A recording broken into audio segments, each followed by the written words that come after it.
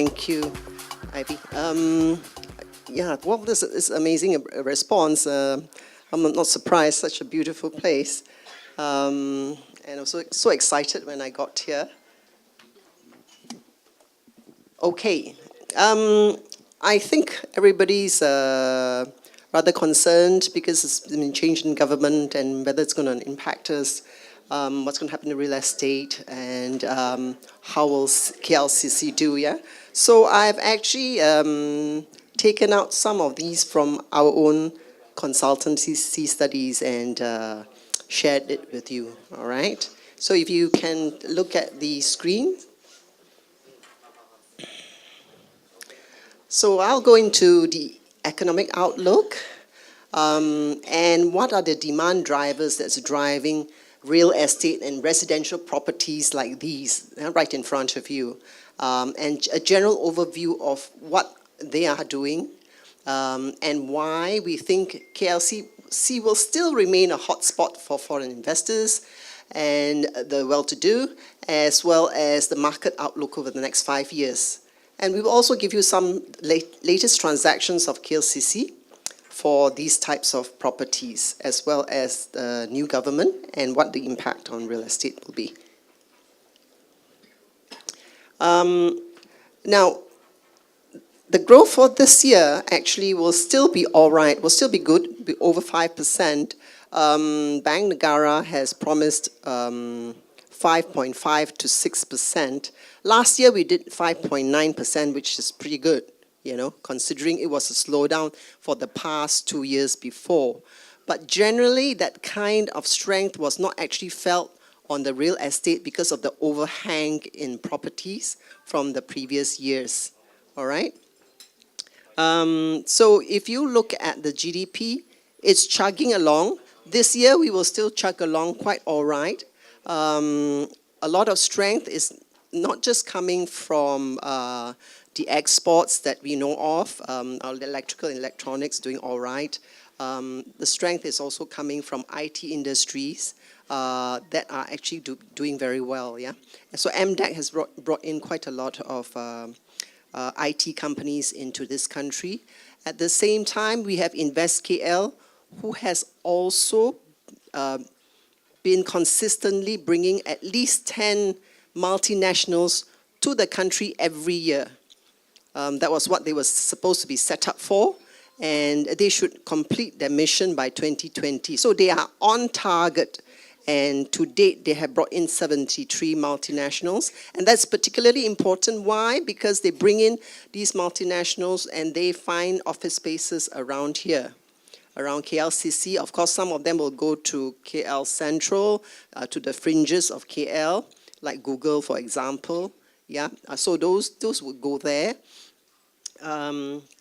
We also find that KLCC is particularly important, especially because KL is the capital city. Whether you like it or not, it is the capital city, the largest city in the country, and it is the hub of commercial activities. All the services are actually in KL, all right? Now, FDI was growing pretty well. Overall, it grew at a compounded annual growth rate of about 8% per annum, yeah, for the past 5 years or so. Now, in terms of exchange rate, we weakened, but that is a plus side because that attracts investments into real estate in the country, okay? Now, again, I can't stress more how important KL is as a service, in its service sector compared to the rest of the country. So while the country is growing at a certain rate, actually KL is growing faster than the nation. So in terms of wealth accumulation, KL is very important, and KL grows much faster. And you can see that red line on the left side, KL is growing much faster than the nation. And if you look at the breakdown of GDP on the right chart, you can see KL. For KL, 87% of its total GDP comes from services. That means people who goes to offices, yeah, and they occupy offices. And where are the offices? They are in Klcc. They are in this sort of area, yeah. So that's particularly important. In contrast to Malaysia, where services only constitute something like 54% for the rest of the country and the other states. Okay, so that's particularly important.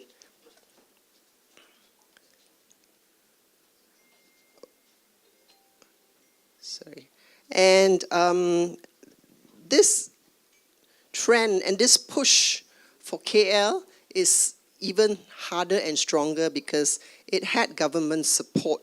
There was a lot of investments by government to build the pedestrian crossings, to green the place, to put in the LRTs and MRTs and so forth. And there was also a vision to double the income of the people by 2020. Although I think there may be a bit slight delay. They're talking about 2025, all right? So with this, connectivity being better, more jobs created by multinationals brought in by InvestKL, we can expect more employment and a dynamic population growth within KL. Okay, so KL's population has been growing quite fast. If you compare across countries on the right side, you can see, yeah, it's actually not doing too badly. It's actually doing quite all right. Just a little bit behind Singapore, yeah, but it's the population projection growth rate is definitely there. Now, what about wealth? Is it growing?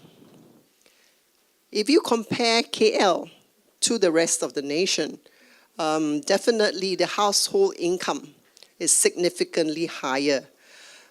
Between 2014 to 2016, the income growth within KL actually grew by 19%. All right, so that was very, very strong, yeah. Much, much stronger than what you experience in the rest of the country. And the chart on the right side shows that while the economy was a bit slower in 2014, 2015, KL actually experienced a stronger annual growth rate. Why? It's because of services. It's because KL is very service-oriented. So those are all the plus factors that you actually get from being in KL. Moreover, 3/4 of the working population are in KL. I mean, 3/4 work, yeah, in KL. So that was what the latest census that gave us. And we have a relatively young population. If you look at the chart on the right, you can see between 15 to 64, 73% of the population is in that category. At the same time, in terms of median age by country, Malaysia is still relatively young compared to our neighbors, maybe only with Philippines ahead of us.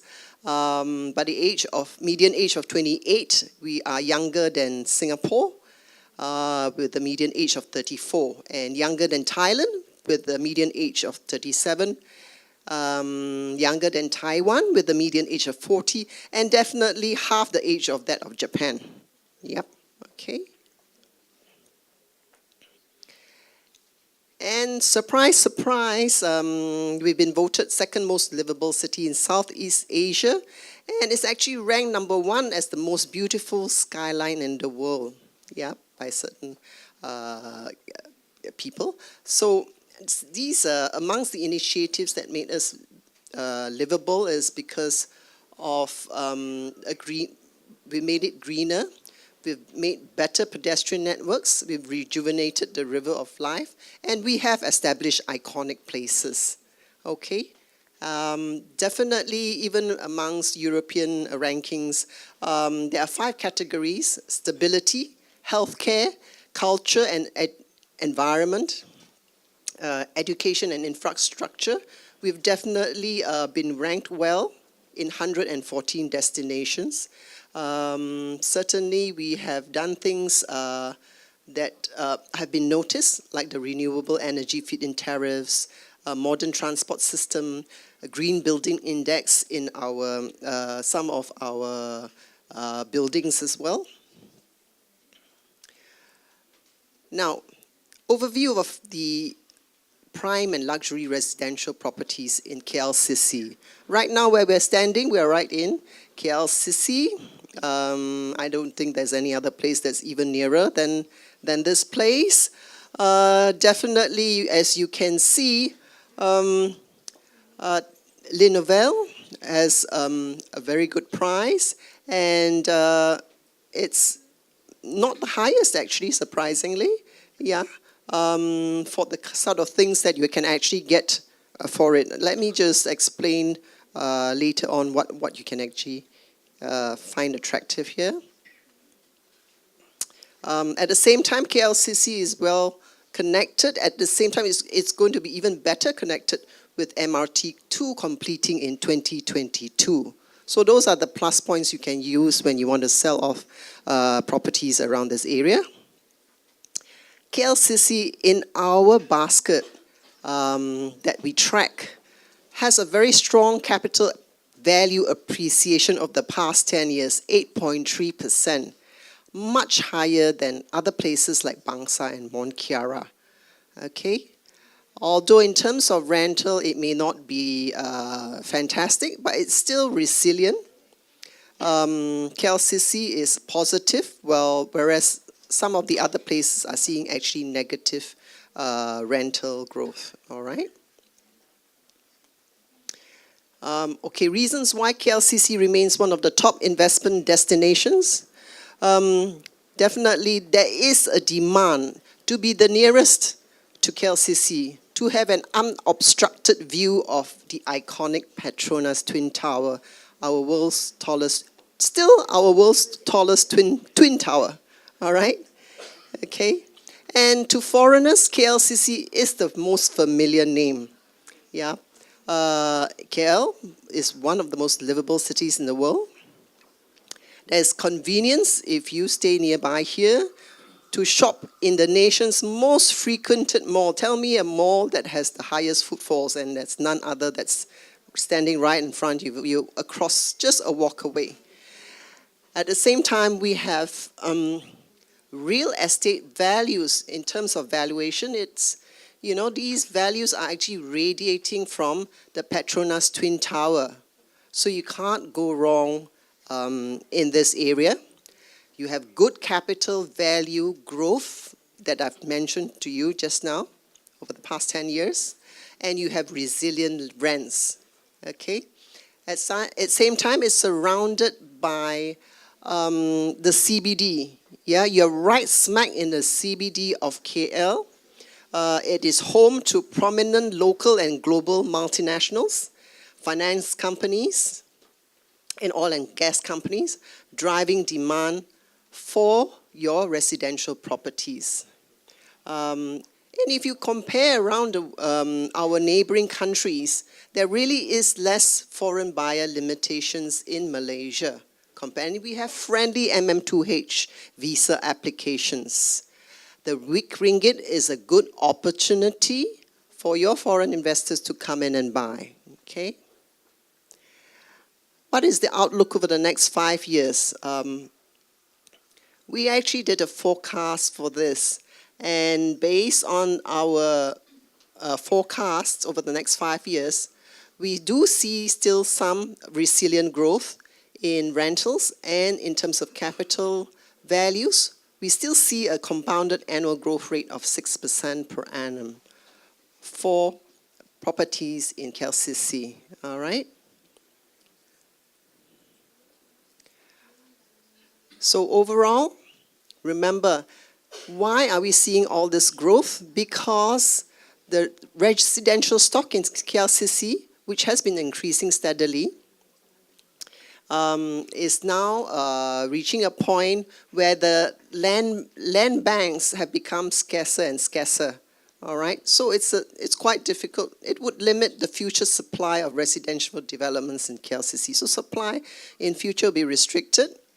At the same time, there would be sustained demand from ready tenant pool from the CBD of Klcc. economy is recovering, and what more, our crude oil prices is recovering. So there's a good chance for the oil and gas tenants which left the CBD in the bad years of 2015 to possibly come back again. All right, as I mentioned, so the CVs would still be growing. KLCC will always be regarded as an investment location because of this growth in CVs rather than the actual rentals, yeah. And KLCC is always considered a prominent landmark, okay.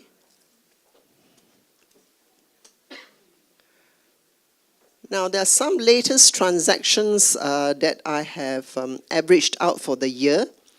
And we find that even though the economy was doing very badly in 2014, 2015, 2016, you can see that the average price transacted has actually been rising.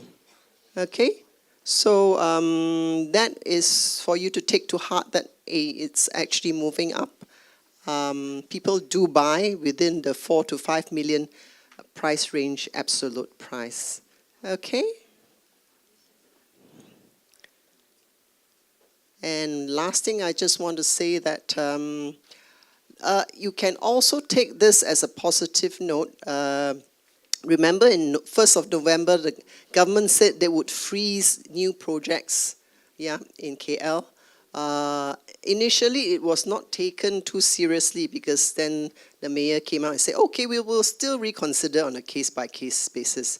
But the minute the new government came in, DBA KL immediately came out with the statement and said it's all frozen. Okay, so it's definitely good news for existing landlords, for existing developments, which can now enjoy the gradual increase in yearly demand that will absorb the supply.